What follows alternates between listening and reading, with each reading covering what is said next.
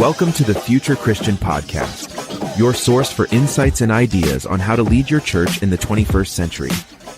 At the Future Christian Podcast, we talk to pastors, authors, and other faith leaders for helpful advice and practical wisdom to help you and your community of faith walk boldly into the future.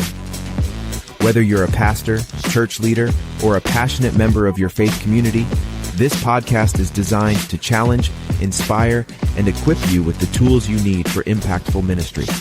And now for a little bit about the guest for this episode. Welcome to the Future Christian Podcast.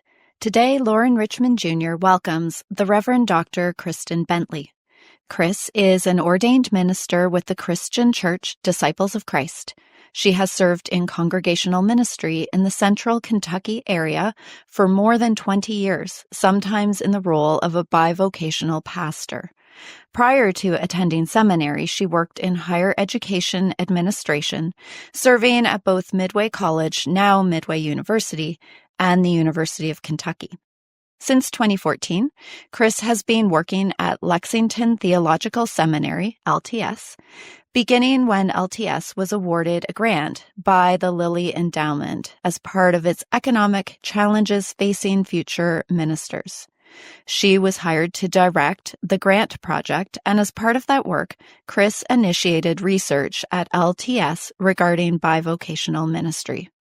Currently, Kris also is serving as an interim minister of a Disciples of Christ congregation in Kentucky. Kris is an alum of Lexington Theological Seminary, holding a D.Min. and MDiv degree from LTS, as well as an MS in education from Indiana University and a BA from the University of Kentucky. Kris and her husband Perry live in the Lexington area. They have 4 adult children and 3 grandchildren. A reminder before we start today's conversation, please take a moment to subscribe to the podcast, leave a review, and share Future Christian with a friend.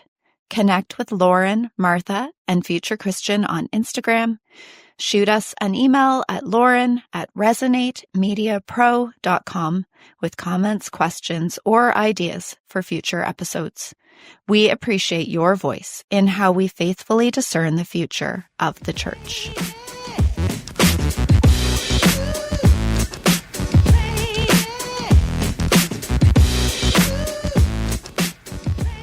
All right, welcome to the Future Christian Podcast. This is Loren Richmond Jr., and I'm pleased to be joined today by Kris Bentley. So hello, and thanks for being with us on the podcast.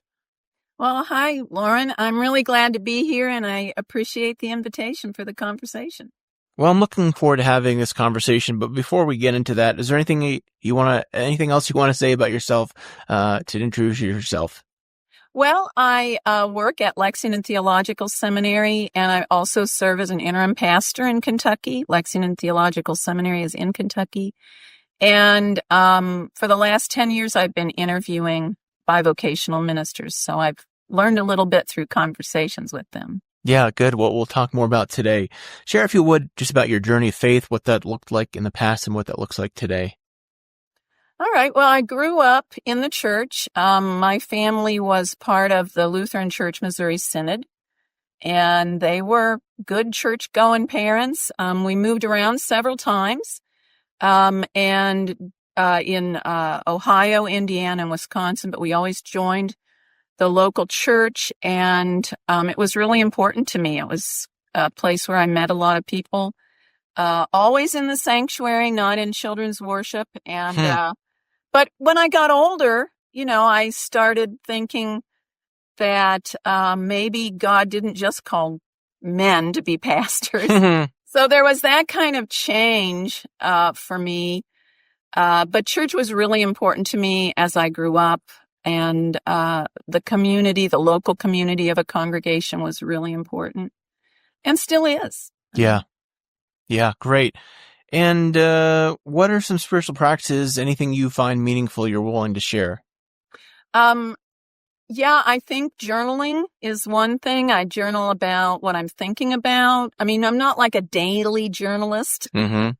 And I read a lot. I read a lot of fiction, nonfiction. And I think along with scripture reading, prayer, And writing sermons is, really the writing of journaling connects with writing sermons and thinking about how your faith connects with life. Yeah, good. Well, as you've kind of hinted at already, the purpose of our conversation today is to talk about Kris's book, Bivocational Ministry, Field Notes for Congregations and Ministers. And I think you've kind of already introduced kind of how you got into the work of this book by doing lots of interviews over several years. So maybe let's just jump right into it. And I want to maybe ask this first question because I think first define bivocational ministry, and then I know, and maybe our listeners may or may not be familiar, but there's also some other terminology. So just so we can be clear on what we're talking about and different terminology, why don't you just define all that by what you mean by bivocational and then other terminologies that are sometimes used interchangeably? Sure. I mean, I think that's important to do. A lot of people don't really understand when you say the word bivocational. What are you talking about? Right. So the definition that I'm using now is that a person is a bivocational minister if they lead some kind of pastoral ministry in a congregation. So they're recognized by that congregation as a pastor or minister, but they also have paid employment outside that congregation.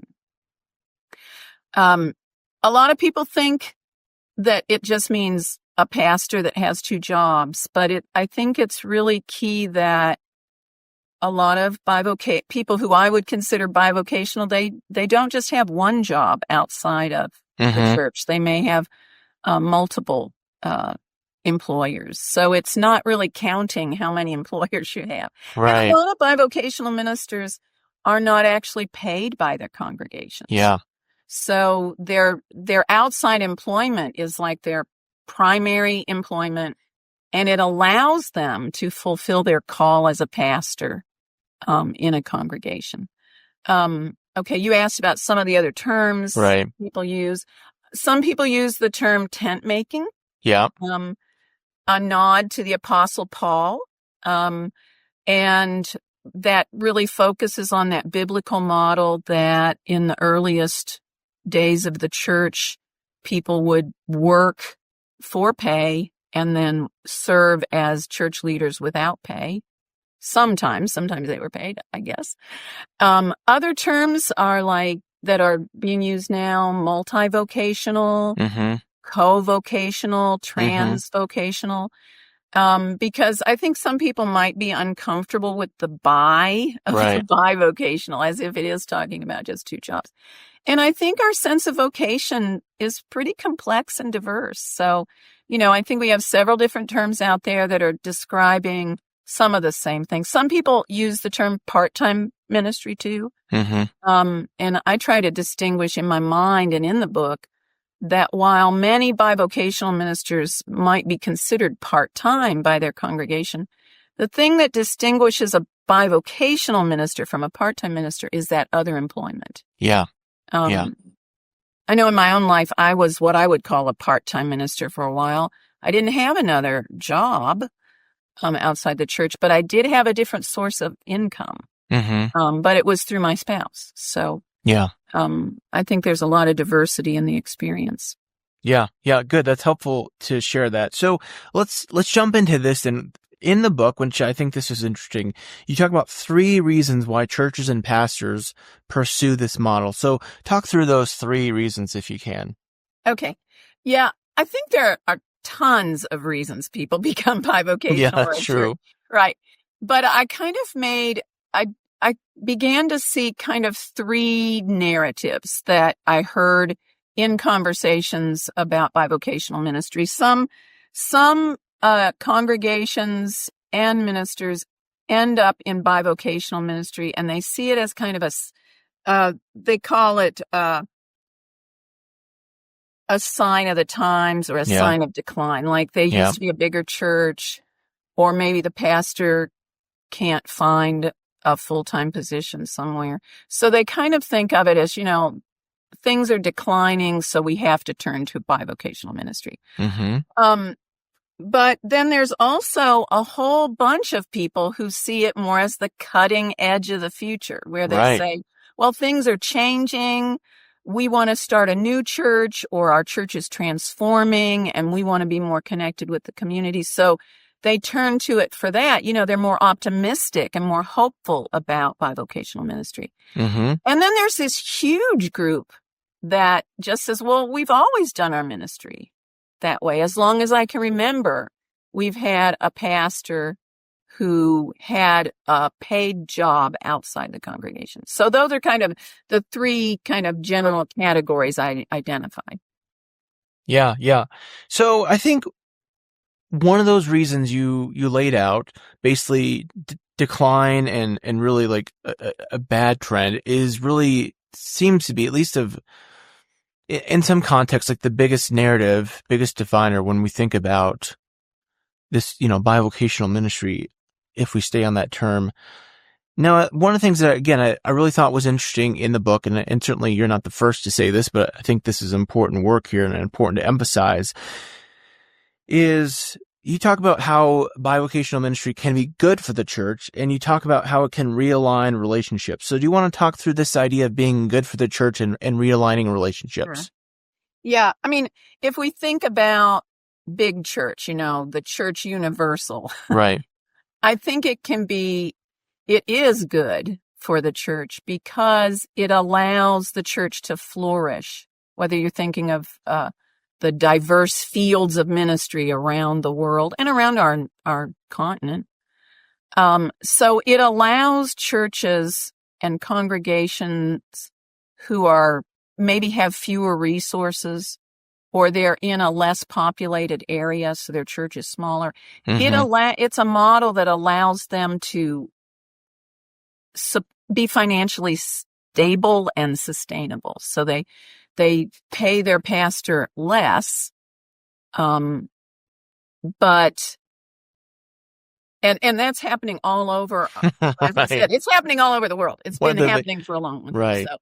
So, the other question you said, realigning relationships. Yeah.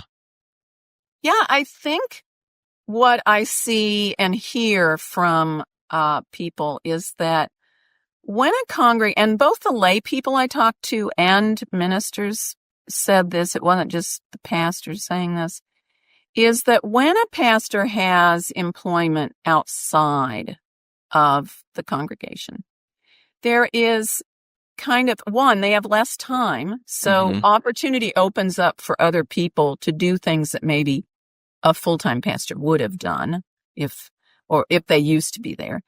But also, it reduces the tendency of a congregation to think of their pastor as their employed, hired hand, who's supposed to be doing what they want to do, because they have this other source of income. They're not dependent upon the congregation for their entire livelihood. So it just kind of realigns that for good, and, some of the motives may be kind of hard for congregations, but if they've had somebody that was full-time working for them at least 40 hours a week. So that's how I say it realigns. And I think that is really good for the church. It's good because it reintroduces or renews that sense that the congregation's ministry isn't all about what the pastor does. It's about what that whole community is doing together, led by the pastor, equipped by the pastor. And I think that's really good. I think that's good for the church.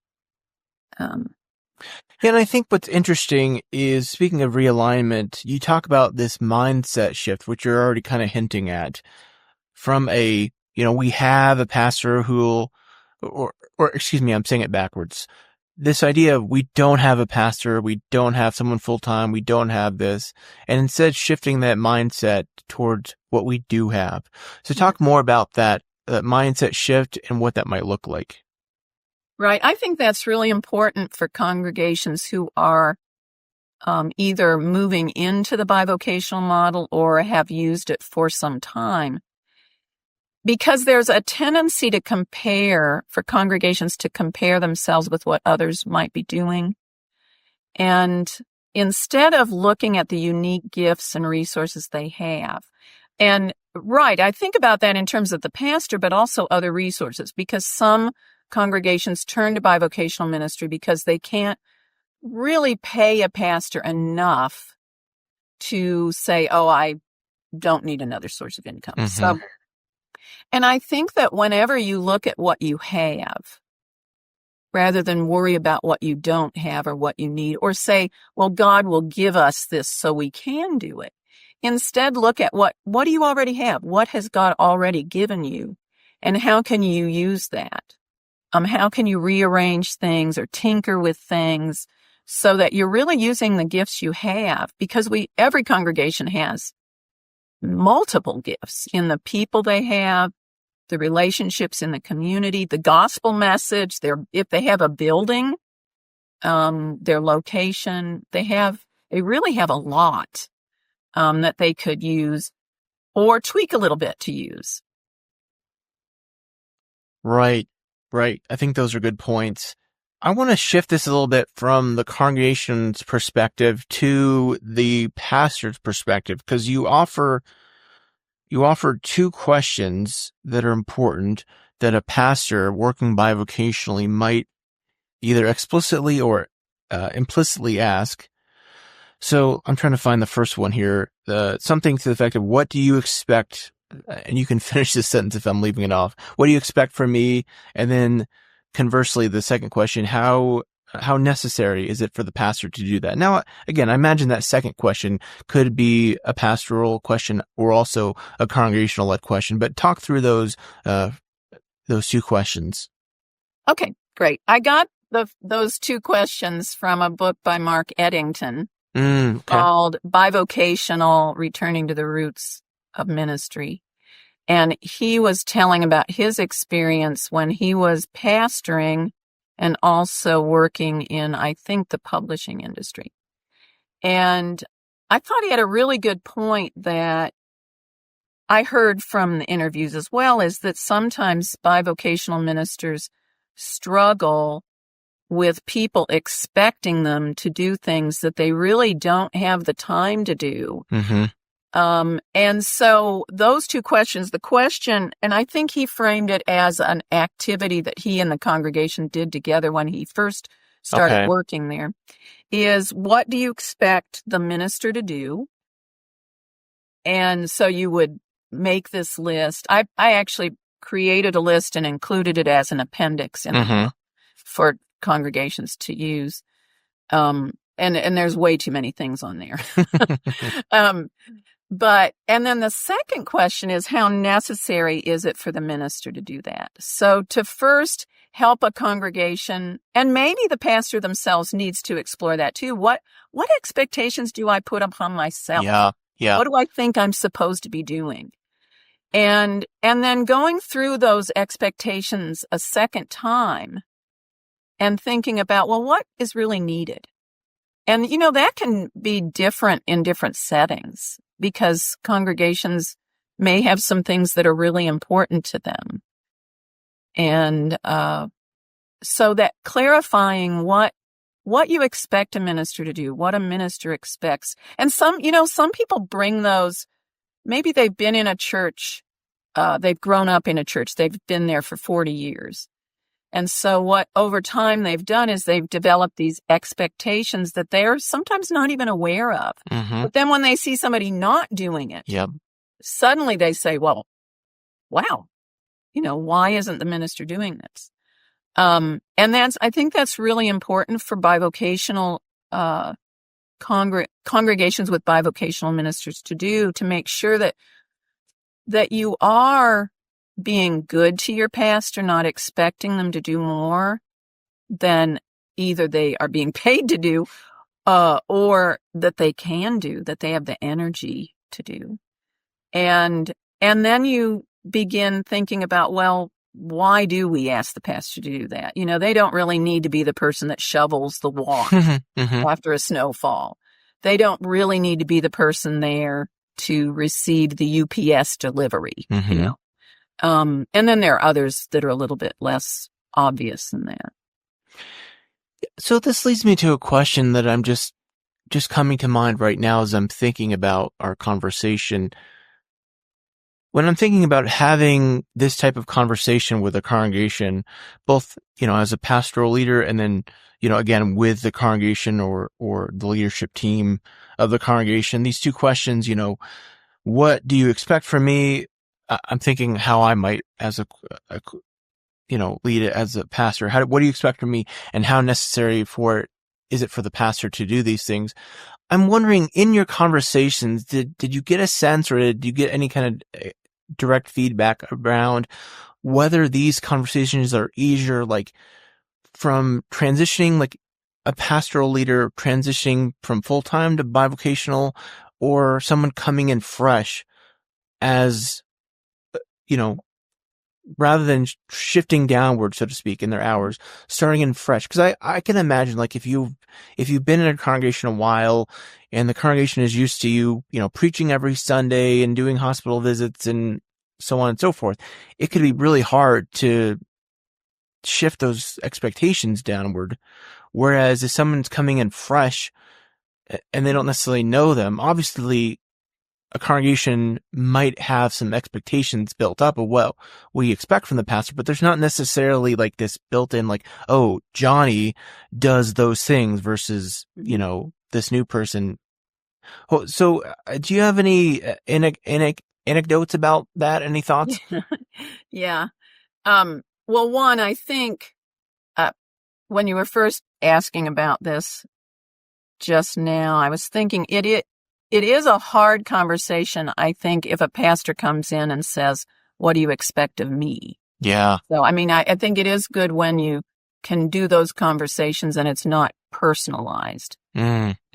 But yeah, I do have some great things I learned in conversations, because one of the pastors I interviewed, I call her Reverend Sue, and she became bivocational after serving in a congregation as their full-time person, without another employment for, I think it was about 7 years.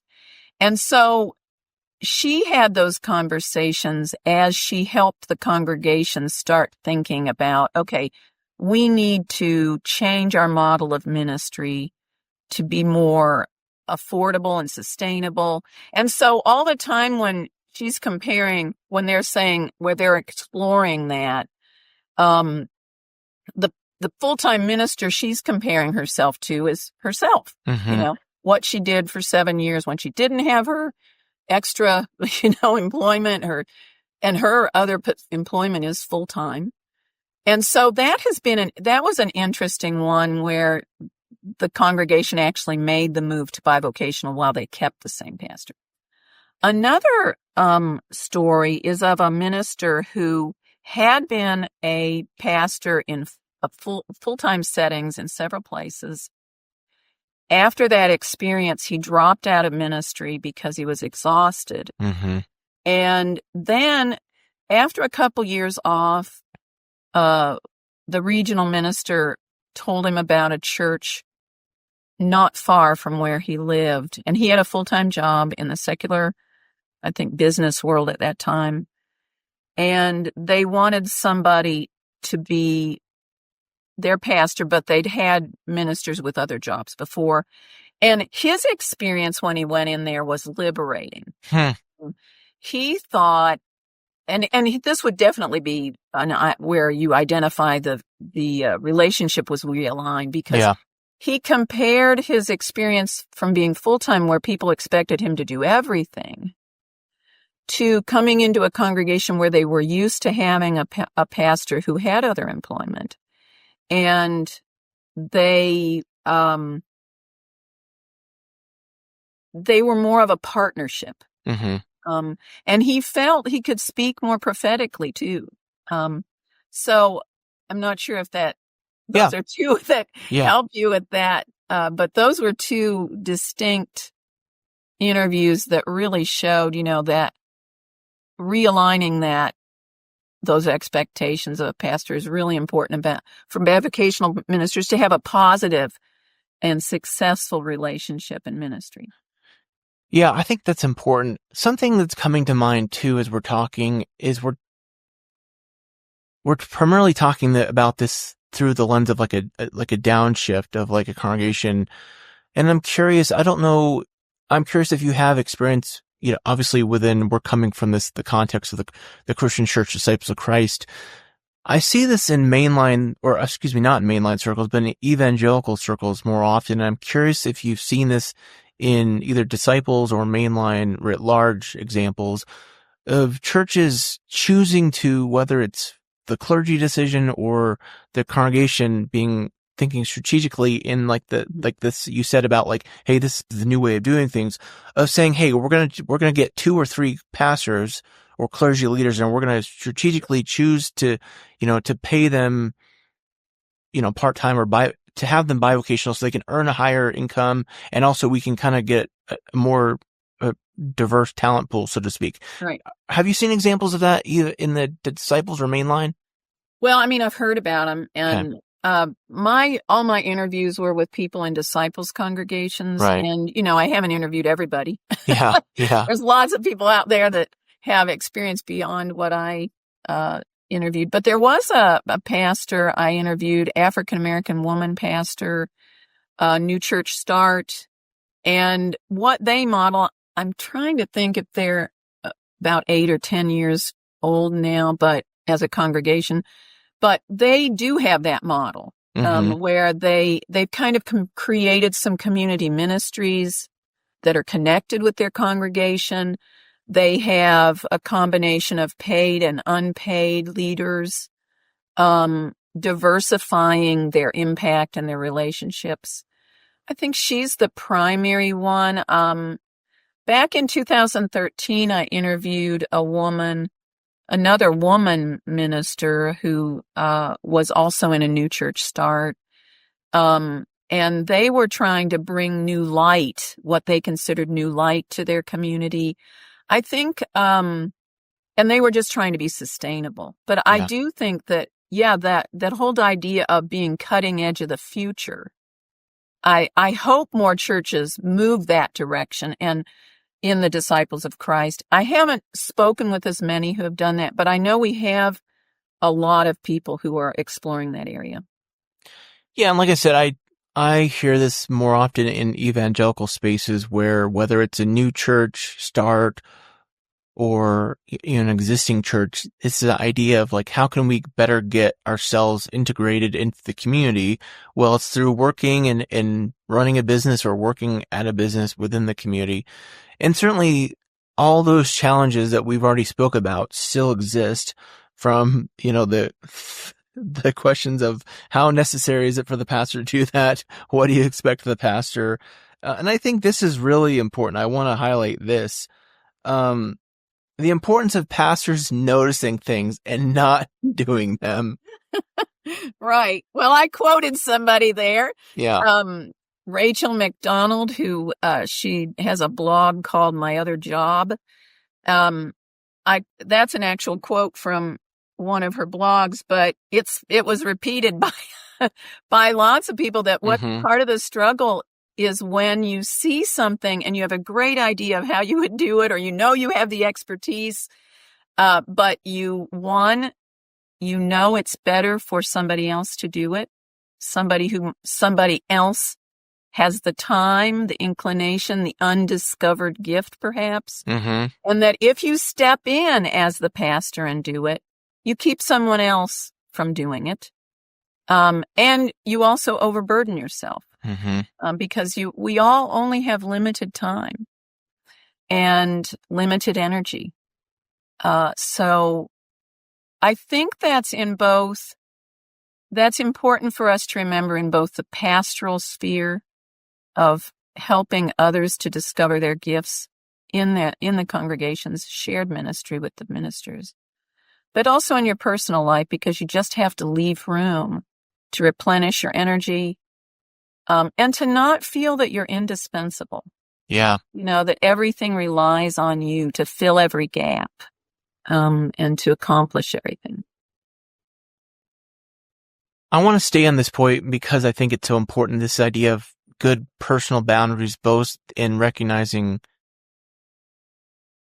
and maybe I'll say it this way, because I know for me, in my ministry experiences, even when I was in full-time or close to full-time contexts, it was hard to be okay with, not things being perfect or done as you would like them to do. Or again, do you have an anecdote there that clergy in these contexts have been able to kind of have good boundaries for themselves? Yeah, I tried to include some different tips that ministers have shared with me about how they manage everything. And I do think, I don't remember if I included it in the book or not, but I remember that a minister said, it might be the same Reverend Sue who said that she is in a meeting and they're discussing a project or ministry, and her impulse is to say, yeah, I'll take care of that. But instead she's able to say, well, that's a great idea, but who else can step up and do that? And I know in my own ministry, I was so excited and supercharged after seminary to just go out there and take all those great ideas that I had learned, all those learnings and gleanings from seeing other people. And you do have to step back, as you say, just because you might do it a certain way that you think is better or more perfect. You have to step back and let things happen not exactly the way you want them to happen. Sometimes I've been surprised by that. I think I tell a story that I learned from about the idea of the backyard bouquets, where I think that church had a very large sanctuary.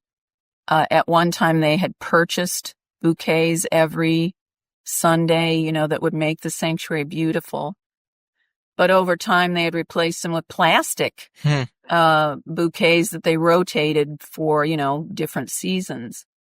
And the pastor one spring just invited people to bring some from their own backyards, front yards, whatever. And that kind of unleashed this sense in the congregation that, we can do new things. We have resources right there. And we don't have to feel that because we can't buy those fancy bouquets anymore from a florist, that we can't have a place of beauty in which we worship. And I actually think that's an improvement over buying the big bouquets. This idea that we have resources that are undiscovered, and that as a pastor, we don't have to organize it. We can just step back, issue the invitation, and then watch things come forth. They may not come forth. I'm not saying it's a guarantee for success, but that we need to allow that to happen. And sometimes we're very reluctant because we think as ministers that we know the better way. But there's actually many good ways, maybe not better ways, but there's actually many good ways. So I want to shift this conversation before we're done here to explore two areas that I can't remember if you cover, you somewhat explicitly in your book, but then again, from your context in a seminary, I also want to explore the questions of kind of structural, denominational, theological, education type questions around bivocational ministry. So I'll ask this in two parts and we can explore each part individually, but I want to make sure I get the questions out there. So the first I'm thinking about is how denominations can better support bivocational pastors. Because I'm thinking, for me, as someone who off and on does ministry and certainly is trying to retain my standing within the denomination for non-mainline listeners, you may not understand that, but working full time 9 to 5, Monday through Friday, it's hard for me to make meetings. And again, thinking from bivocational perspective, it's going to be hard for someone who's bivocational working another job to necessarily make meetings Monday through Friday. But conversely, like also mainline or full-time clergy, and I get this, like hate Saturday meetings because they're like, hey, we want our weekends. Like we're supposed to be taking a Sabbath here. And if you're having us come in on Saturdays, that is hard.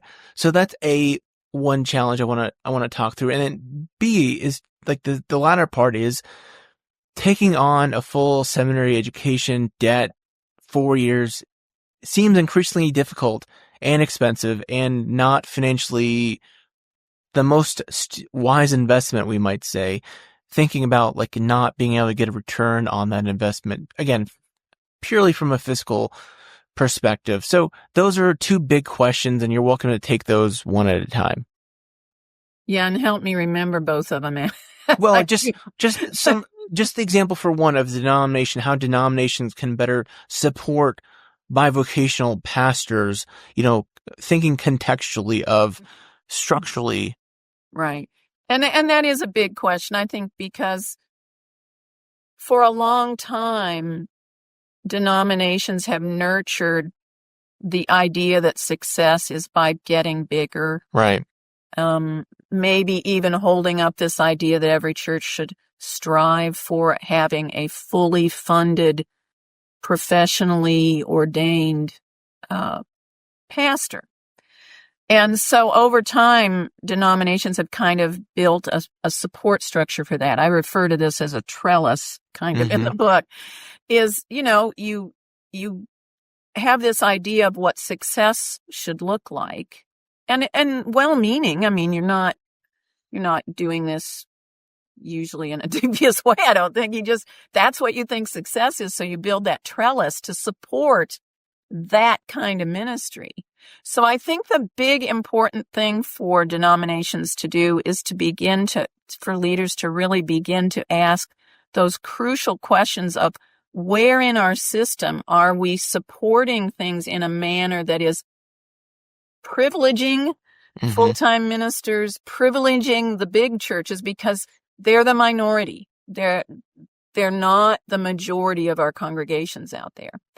And those questions need to be wide-ranging. I think when you mention when do clergy get together, of course. I know I'm currently serving as a bivocational interim minister, and our district meetings happen to be on the one day that I'm at the church each week. So that has worked out well. Right. I can do it, but often it doesn't work out well. And you're right.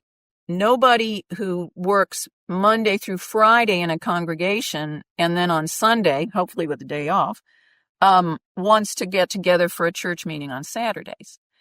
And actually, lots of bivocational ministers don't want to get together on meetings on Saturdays either. Some of them work on Saturdays. Yeah. So I think asking questions of how do we manage just allowing more room for diversity, make sure we're not always setting things up so they're most convenient with the people who work 40 hours a week for either the denomination or a congregation. That needs to look at things like, how do we structure our retirement systems? Yes. How do we structure search and call? Yep. Who gets a voice in making decisions? I mean, are our assemblies and gatherings set up so that mostly the smaller pastors or the pastors who are bivocational can't afford to attend or can't afford to vote?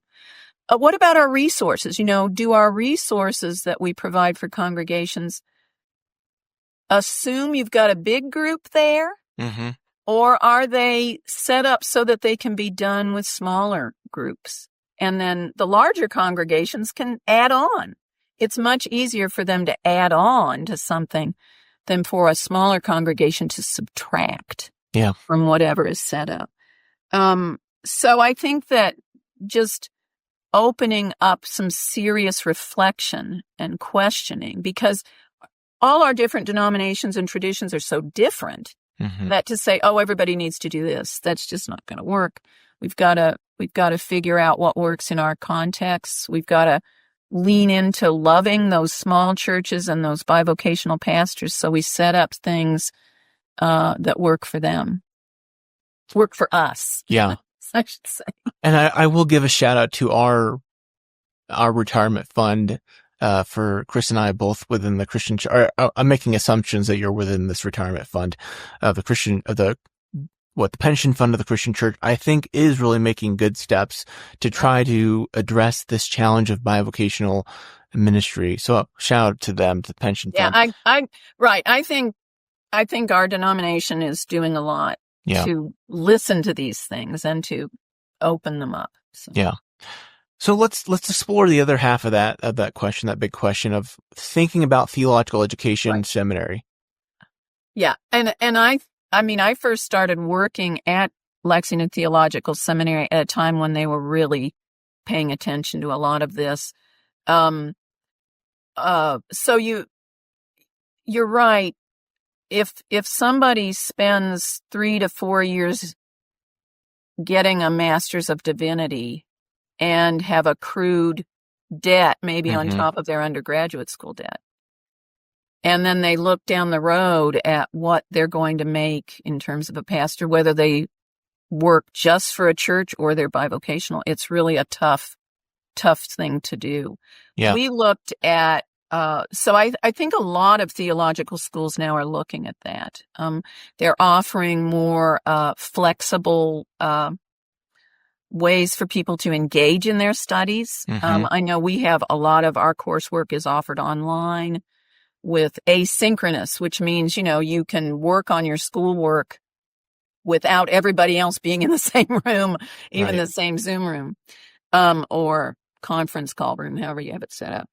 And then also, I think a lot of theological schools are looking at alternatives to the Master of Divinity. Yeah. I know, again, we have a couple different certificate programs where people can begin into a certificate program. They can complete that. And then if they want to continue into the MDiv, they can. And also flexible payment plans. I mean, do we have to always pay for a whole tuition? I mean, a whole semester or a term at a time, or can we pay for course by course? Can we have monthly payment plans for students? Things like that. I know those are things that come to mind because we've done some of those things at LTS. I think actually we've done all those things. But I know when I was working on the Economic Challenges grant that Lilly funded in their initiative a few years ago, those were things that a lot of schools were looking at. And so I do hope that the landscape for those entering into theological education can have more of those opportunities to free them up from debt and to open doorways into ministry. Yeah, I think that's so important. Like, I'm just thinking about not even like the finances, but I'm thinking like committing 4 years, especially in a career path, taking aside 4 years, if you're going to be bivocational, that's going to like negatively impact your own outside the church career growth, can really be difficult. And I'm thinking about new learning models like Coursera that are, like you said, asynchronous, kind of go at your own pace, have different pay structures, are really growing, I think, for good reason. And I suppose this will be our last question maybe before we take a break, but do you think, I know in our tradition, the Christian Church Disciples of Christ, ordination has largely been conditional, I should say, on getting an MDiv, a Master of Divinity. Do you think, I mean, what do we, I don't remember, do we have like a license, or what is even the terminology anymore? Like, do we need to make more space for that? Yeah, we did make more space. We re-examined the, I've forgotten the names of it now, but we examined the paths to ordination a few years ago, and there are ministers who, a growing number of ministers who are becoming ordained without having gone to seminary that, like you're describing, the 4-year MDiv program. There are also ways of looking at prior experience now. But we're really talking about the ordination process, right? Not theological education, but Within the Christian Church Disciples of Christ, we have opened up the path to ordination. The other kind of minister we have in many places is the commissioned minister. Right. That's what I think that terminology replaced what we used to call the licensed minister.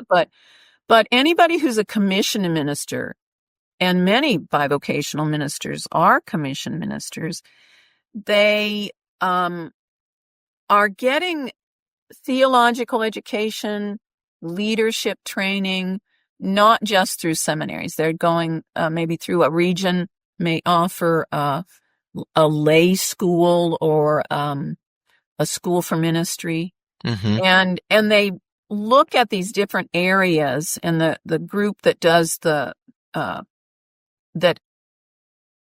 has conversations with people as they're pursuing ordination, the Committee on Ministry.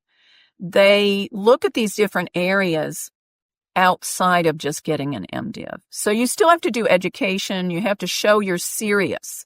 Yeah. You, it's not that those degrees and are obstacles as much as they are ways to help an individual person explore, how will I do ministry well? Yeah. What are the things I need to learn, relearn, unlearn, to become the best minister I can be and to lead a congregation where I eventually serve? Or when I'm already serving. Some of them are already serving when they're going through this process. Well, and I think this is the other side of this conversation that is so difficult because, I mean, I think an example of this is in the SBC, in the Southern Baptist Church, who, if I remember correctly, historically has like the lowest percentage of clergy with education. And certainly, I don't want to just throw the SBC under the bus alone, because we've seen this example throughout the Christian tradition of abuse and impropriety, and especially sexual abuse. But I think that is why mainline traditions have held up such a high expectation and standard for clergy and for ministry, is to try to prevent and keep any schmuck from getting in there. So it's a complex conversation, and we should leave it there just for the sake of time. But I wanted, again, recommend the book is Bivocational Ministry, Field Notes for Congregations and Ministers. Kris talks a lot about the stuff we've talked about already, as well as some helpful appendixes and resources that could be really useful for churches and pastors who are thinking about or going through this conversation as we speak. So let's take a quick break. We'll come back with some closing questions. All right, we're back with Kris Bentley. So thank you for the conversation. Appreciate your time. I think these are important topics, and I'm glad to have it with you. So let's go through these closing questions. Again, we always tell folks you can take these as seriously or not as you'd like to. But if you're Pope for a day, any thoughts on that day? Well, yeah, that was kind of, I realized if I were Pope for a day, we'd be in a different world because I'm a woman. Yeah. But I was thinking that if I had the power of the Pope, yes, and the authority and the voice of the Pope, I yes, think I would really do whatever was in my power to encourage and equip congregations to have a deep conversation about shared ministry. Yes. About this thing of how do we go about having ministry where one person or one group of people aren't lording it over the others, as you know, where we can be in ministry together and really fulfilling our individual and congregational calls. That's very on theme. So that's a good answer, I suppose. A theologian or historical Christian figure you'd want to meet or bring back to life? Well, there's a whole posse of them out there, but I was thinking a couple years ago, I went to the Underground Railroad National Historical Park. Mm-hmm. And I would love to meet Harriet Tubman. I think she is a theologian in her own way. She didn't write much. I wish I could remember the quote. They have a church fan for sale in one of the sites. We went on the byway the Harriet Tubman Byway, where you visited all the sites in Maryland. I just thought she was the example of a person who contextualized her Bible learnings from her mother, which obviously she deeply respected the book of Exodus and its message of liberation. But then she actually put her life on the line and gave it her all. I mean, freeing people through the Underground Railroad. So I would love to meet her and just tap in a little bit more to that courage and strength that she had. Yeah, great. What do you think history will remember from our current time and place? Oh, if we're talking about the United States of America. Yeah, I leave it purposely ambiguous. Right. I think, sadly, this time will be thought of as a time of division. I think people are very divided. And I think also where there are a lot of lonely people. Because of this division, I think we've diminished some of our capacity to have good conversations and fruitful conversations. So that is something I think history will remember from current time and place if we're talking about just the culture at large in our nation. Well, I was just listening to a podcast from Simon Sinek last night. He was interviewing the Surgeon General. They were talking about loneliness. And it's funny, the Surgeon General made a point about having people over even if your house is a mess, because they won't remember the mess, they'll remember the people, the conversation. And I'm somewhat skeptical of that, but I suppose I can appreciate the advice. Maybe both. Maybe they'll remember the people in the mess, but yeah. Right. What are your hopes for the future of Christianity? Oh, man. I do have a lot of hopes for the future of Christianity as we realign relationships. I think it's inevitable that as we see more and more that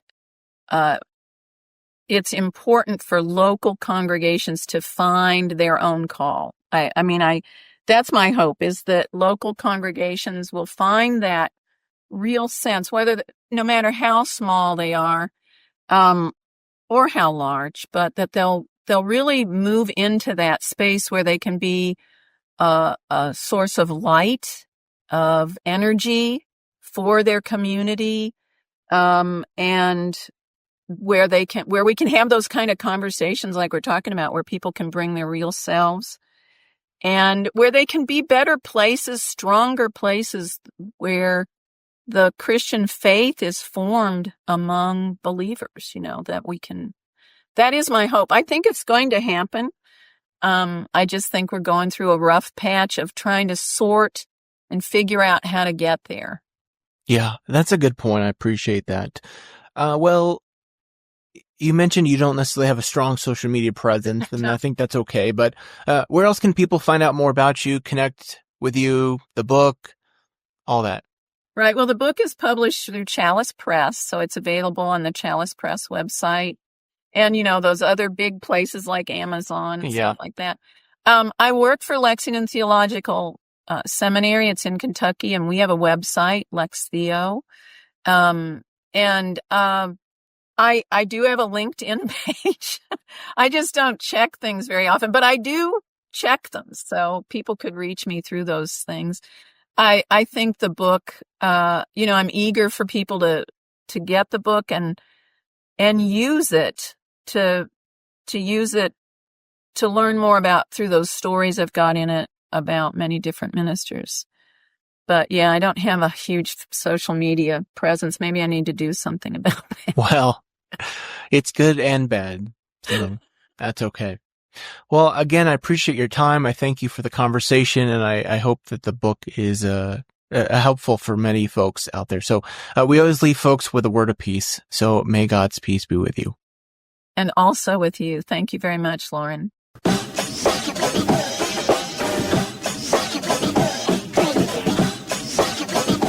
Thanks for joining us on the Future Christian Podcast. The Future Christian Podcast is produced by Resonate Media. We love to hear from our listeners with questions, comments, and ideas for future episodes. Visit our website at future-christian.com and find the Connect with Us form at the bottom of the page to get in touch with Martha or Loren. But before you go, do us a favor. Subscribe to the pod to leave a review. It really helps us get this out to more people. Thanks, and go in peace.